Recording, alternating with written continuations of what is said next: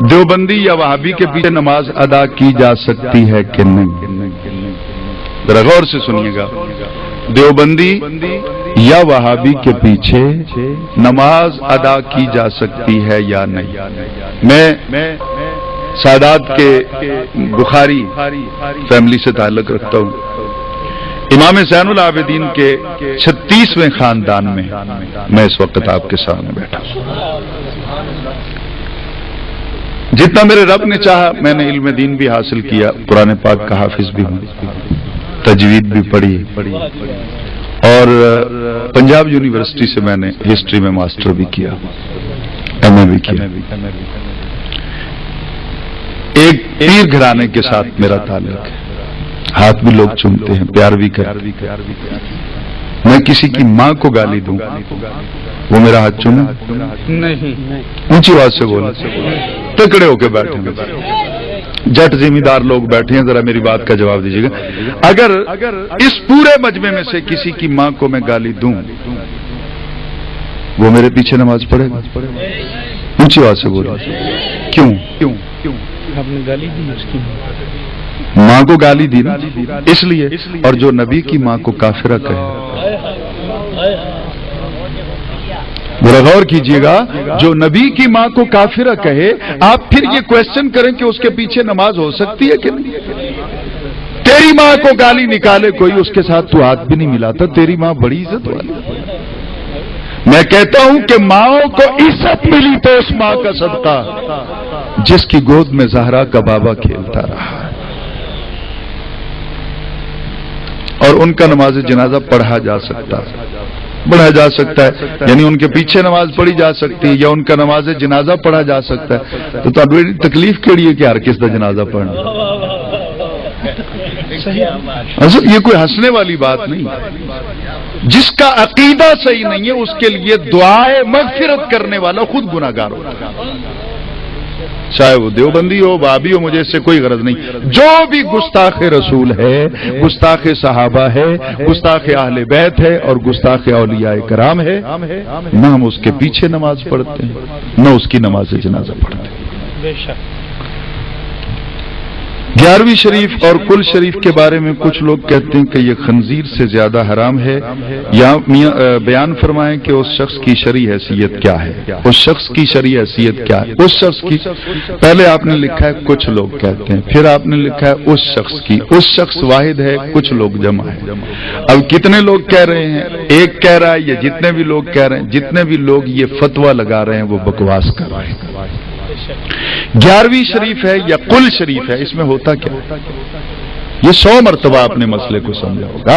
اس میں 11ویں شریف ہم کو حضور غوث پاک کی عبادت کے لیے نہیں کرتے، اصالہ ثواب کے لیے کرتے ہیں، اور اللہ کی جناب میں عرض کرتے ہیں کہ یا اللہ اس خیرات کا ثواب حضور غوث پاک کو پہنچا دے.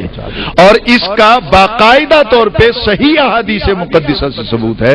حضرت سعد رضی اللہ تعالیٰ عنہ نے اپنی والدہ کے بارے میں پوچھا تو سرکار نے کہا کہ پانی کی کمی ہے، اس کا کوئی انتظام کر دو. انہوں نے کنواں کھدوایا اور کنویں پہ کھڑے ہو کر آپ نے یہ کہا ہو کہ حاضر فی سبیل اللہ، ثابت کر دے مولوی میں آ جاؤں گا، میرا قتل معاف. حاضہی لأم سعد، انہوں نے کہا یہ سعد کی ماں کے لیے ہے، حاضہی فی سبیل اللہ نہیں، لأم سعد، غیر کے نام پر آیا. غیر کے اونچی آواز سے تو بول رہے ہیں. یہ صحیح کیا ہے؟ یہ کیا ہے؟ جو مانتا ہے اونچی آواز سے بول دے، باقیوں کے بارے میں فرشتہ لکھ لے گا. یہ قرآن پاک ہے صحیح؟ یہ قرآن پاک ہے تو میں دیکھتا ہوں، اس کو شروع کرتا ہوں. سورۃ البقرہ، بقرہ گائے کو کہتے ہیں. نعوذ باللہ، یہ اللہ کا نام تو نہیں ہے، تو یہ سورت غیر کے نام پہ ہو گئی. بول دیں اونچی آواز سے تو بول دیں. آپ جو سامنے بیٹھے نا جی آپ بولیں. پیچھے والے گھر اپنی بیگموں سے وعدہ کر کے آئے کہ ہم نے بولنا نہیں آج. اس سے آگے ہے سورہ آل عمران. نہیں وہ آپ اکیلے نہیں ڈرتے، مولوی بھی ڈرتے ہیں جی. آل عمران یہ بھی غیر کے نام پہ. سورۃ النساء یہ بھی غیر کے نام پہ. سورۃ المائدہ دسترخوان والی یہ بھی غیر کے نام پہ.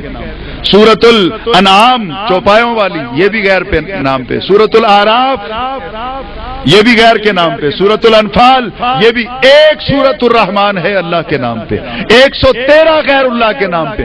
गैरत है ना तो 113 सूरतें पढ़नी छोड़ दे, सुन्नी पढ़ लिया करेंगे।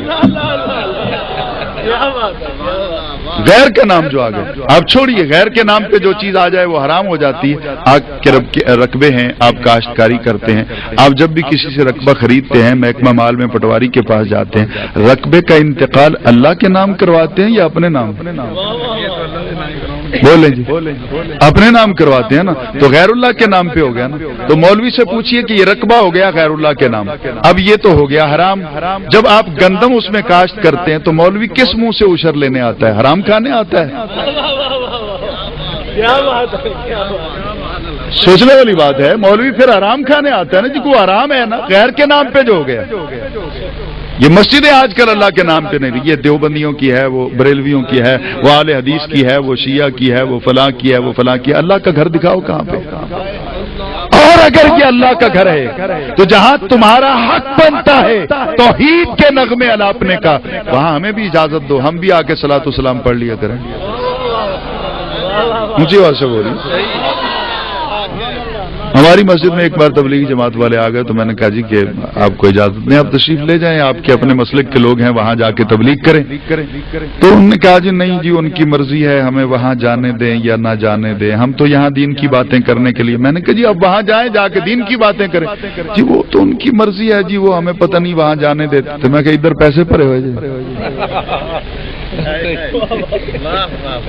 वो तुम्हें मर्जी है जाने दें या ना जाने दें, इधर आ जाते हो रोजाना बिस्तर उठा के और सौंदे भी फिर दाल खा के ना। तो अब जरा हुजूर गौर कीजिएगा कि अच्छा ये गैरुल्लाह के नाम पे, तो हजरत साद ने भी अपनी मां के नाम पे कुआं, अब उससे पानी नबी पाक ने पिया। गौस पाक के नाम पे खैरात पकी हो तो ये खंजीर है, इसलिए कि ये गैर के नाम पे पकी है। वो कुआं भी तो गैर के नाम पे था। मौलवी है हौसला तो सीने पे हाथ रख, फतवा लगा, उसका पानी सिद्दीक अकबर ने हराम समझ के पिया कि हलाल, हजरत उमर फारूक ने हलाल समझ के पिया कि हराम, हजरत उस्मान गनी ने, हजरत अली ने, साहबा ने, फिर मेरे आका सल्लल्लाहु अलैहि वसल्लम ने उस कुएं का पानी पिया। क्या समझ के पिया? इसाले सवाब की चीज है, जायज है, हलाल है, और उस पे हम कुरान पढ़ते हैं, कुछ और नहीं पढ़ते। और जिस पे कुरान पढ़ा जाए ना उसको शैतान नहीं खाता।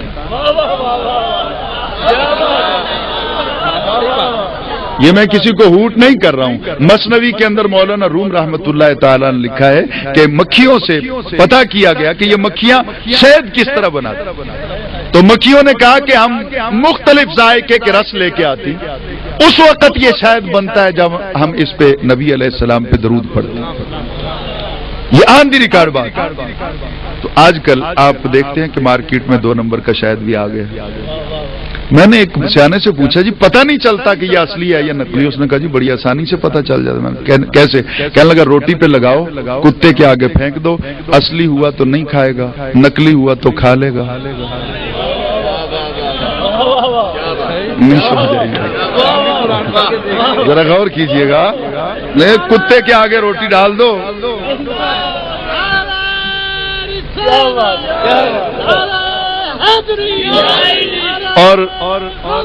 और मैंने इसको आजमाया, मेरे कई रुफका ने इसको आजमाया। मैंने एक जुमे पे ये खिताब किया और बताया, और उसके बाद कई लोगों ने, मेरे मुखालिफीन ने भी आजमाया। शहद लगा के, असली शहद जिस पे दरूद पड़ा हुआ, जिस पे दरूद पड़ा हुआ है, उस कुत्ते के आगे फेंका, कुत्ते ने उसकी तरफ मुंह भी नहीं किया। जब नकली लगा के मीठा उसके सामने फेंका, वो खा गया। तो साबित हुआ जिस पे दरूद पड़ा हो कुत्ते नहीं खाते।